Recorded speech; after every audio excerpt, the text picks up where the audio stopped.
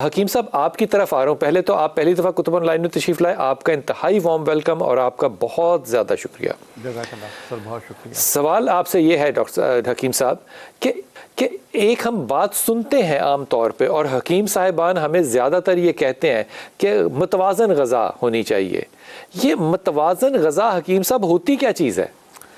बुनियादी तौर पर ग़िज़ा का मकसद हमारी ज़रूरियात ज़िंदगी को पूरा करने के लिए खुराक का नाम ग़िज़ा है।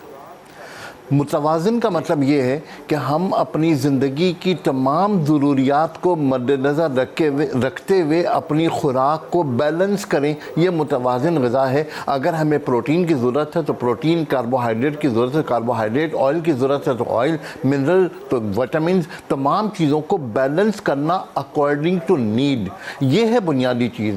अकॉर्डिंग टू नीड का मकसद मेरा बुनियादी तौर पर अंडरलाइन ये है कि जो चीज़ मुझे फ़ायदा दे रही है वो मैं लूँ, जो चीज़ मुझे नुकसान दे रही है मेरे इल्म के मुताबिक उसे मैं रोक दूँ, यही मुतवाज़िन ग़िज़ा है। ऐसा नहीं हो सकता कि ब्लड प्रेशर के मरीज़ की ग़िज़ा भी एक ही हो, शुगर के पेशेंट की दवा भी ग़िज़ा भी एक ही हो। तो इन मुतवाज़िन ग़िज़ा का मतलब according to need of the patient of a person, अपनी खुराक को अपनी ज़रूरत के मुताबिक मुतवाज़िन करना। मेरा ख़्याल है कि ये शायद एक ब्रॉड उसकी तारीफ़ हो सकती है।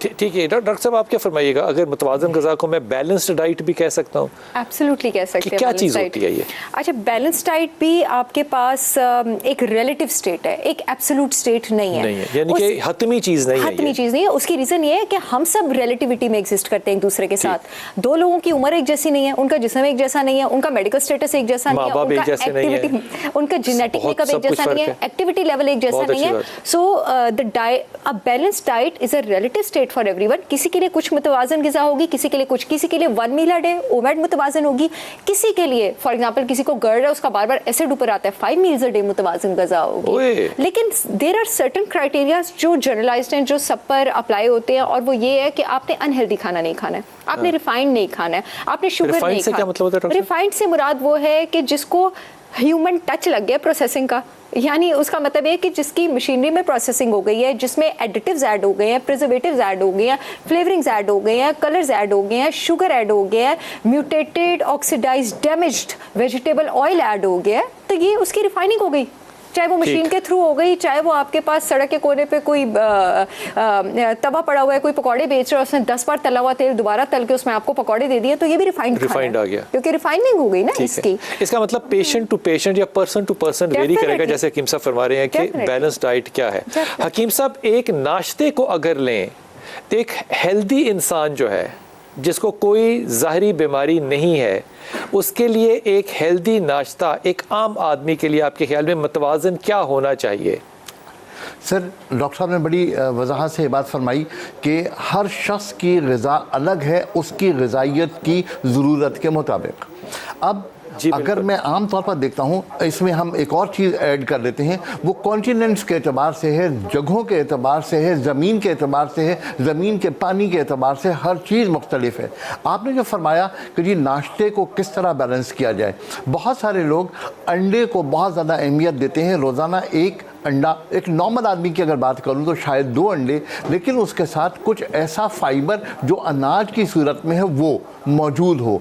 डॉक्टर साहब ने जिस तरह फरमाया कि रिफाइंड ना हो, तो इसका मतलब ये कि हम ये इस बात पर मुत्तफ़िक़ हैं कि हमें सुबह नाश्ते में ब्रेड नहीं खानी चाहिए, इसलिए वो रिफाइंड भी है और उसके साथ ईस्ट भी शामिल है। और अगर फ़र्ज़ करें कि हम नॉर्मल डाइट की बात करते हैं तो बेछने आटे की रोटी, और एक मुकाम पर हदीस पाक में मौजूद है कि रात की रखी हुई रोटी, बासी रोटी, अब उसकी बासी रोटी के जो एंजाइम्स हैं, उसके अंदर जो बैक्टीरिया हैं, जो तमाम चीज़ें उसके अंदर ऐड हो गई हैं, अगर उसको हम शामिल करें तो वो एक बेहतरीन ग़िज़ा होगी। और अगर तिब्ब नबवी के एतबार से बात की जाए तो फिर बेहतरीन नाश्ता जो है वो तलबीना है, जिसमें जौ का दरिया हो, उसमें खजूर डली हुई हो और उसमें शहद हो। ये तलबीना एक बेहतरीन आइडियल नाश्ता हो सकता है।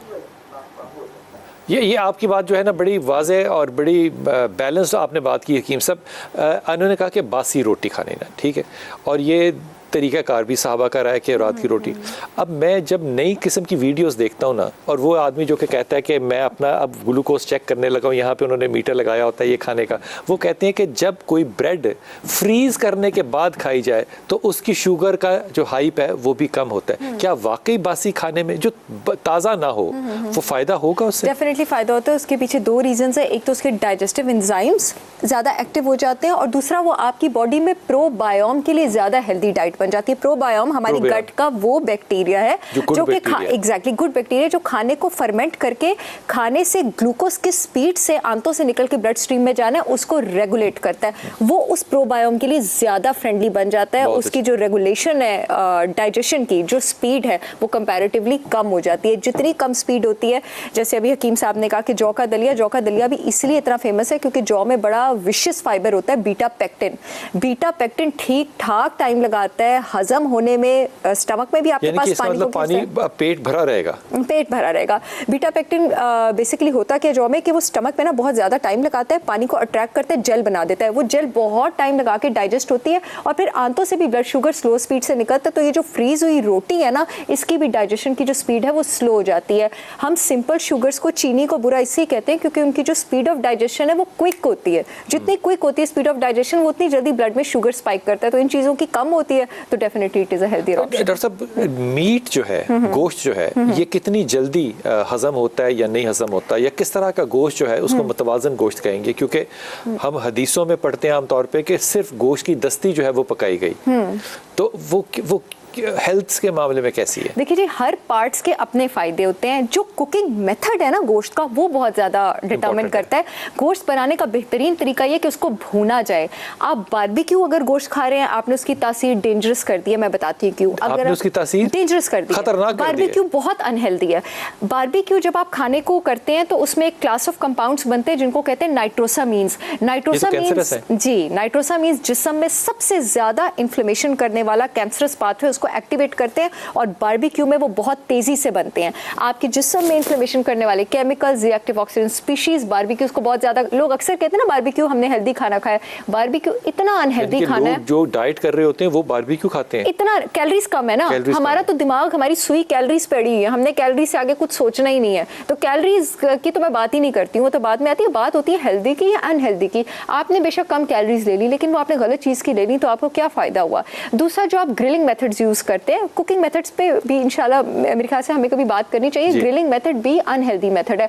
गोश्त आपने खाना है, आप भुना हुआ गोश्त खाएं, सालन वाला आप गोश्त को जितनी देर भूनेंगे गोश्त में से उतना ही फ्लेवर रिलीज होगा, उतने ही फायदे रिलीज होंगे। और जो भी उसके इंग्रेडिएंट्स हैं डॉक्टर साहब वो उसी सालन में रहेंगे, उसी मसाले में रहेंगे। टेंडन्स, कार्टिलेज, चर्बी, ये चीजें गोश्त को हेल्दी बनाती हैं। यानी कि हम वो जो गोश्त के ऊपर से चर्बी उतारते हैं वो हमें नहीं उतारनी चाहिए। वो नहीं उतारनी चाहिए। ये बड़ी इंपॉर्टेंट बात है खवातीन के लिए। वो जो इतना वक्त ज़ाया करती हैं चर्बी उतारने का, वो गलत है, नहीं उतारनी चाहिए। हम लोग गोश्त बनवाने जाते हैं तो हमारी स्पेशल रिक्वायरमेंट ये होती है कि आप गोश्त में से चर्बी निकाल दें। चर्बी ना निकालें, आपके ब्लड ग्लूकोज में स्पाइक भी नहीं आता है। और मैं आपको बताऊं, ये जो गोश्त की चर्बी होती है जब आप उसको खाते हैं तो वो विटामिन ए, डी, ई और के को आपके जिस्म में बेटर एब्जॉर्ब करती है। और जो आपकी पित्ते से, आपके लिवर से डाइजेस्टिव फ्लूइड निकलता है पित्ते में जाने के लिए, बाइल, उसको रिलीज होने में बेटर हेल्प करता है। आपको गैस और ब्लोटिंग नहीं होगी खाना खा के। तो प्लीज चर्बी को मत फेंकें। साहब, एकदम मेरे दिमाग में बात आई कि अगर आप पेशावर की तरफ जाएं तो मोटे पठान आपको कम नजर आते हैं। हालांकि शनवारी और कढ़ाई जो है वो वहाँ पे ज्यादा है, लेकिन आप वहाँ की कढ़ाई को देखेंगे तो वो कढ़ाई में पानी नहीं डालते, वो गोश्त डालते हैं, टमाटर डालते हैं या दही डालते हैं और उसको ढक देते हैं। वो सारा पानी जो है वो चर्बी का अपना निकलता है। सबसे हेल्दी फैट है बीफ टेलो या टेलो फैट जो आप जिसको कहते हैं, सबसे हेल्दी फैट ही है।